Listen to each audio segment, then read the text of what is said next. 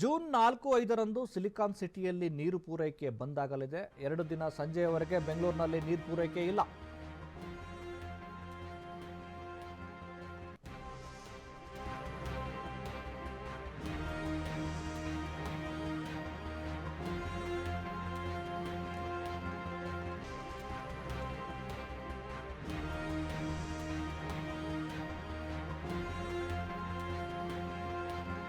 June 4-5ನೇ ತಾರೀಕಿನಂದು silicon ಸಿಟಿಯಲ್ಲಿ ನೀರಿನ ಪೂರೈಕೆ ಬಂದಾಗಲಿದೆ.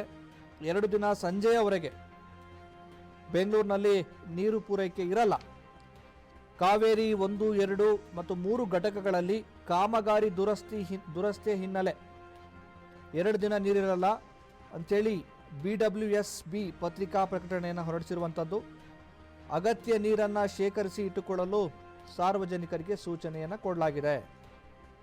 ಕಾವೇರಿ 1, 2 ಮತ್ತು 3 ಘಟಕಗಳಲ್ಲಿ ಕಾಮಗಾರಿ ನಡೀತಾ ಇದೆ. ಅದರ ಹಿನ್ನೆಲೆಯಲ್ಲಿ 2 ದಿನ ನೀರನ್ನು ಬಿಡೋದಕ್ಕಾಗಲ್ಲ ಅಂಥೇಳಿ BWSB ಪತ್ರಿಕಾ ಪ್ರಕಟಣೆಯನ್ನು ಹೊರಡಿಸಿರುವಂಥದ್ದು.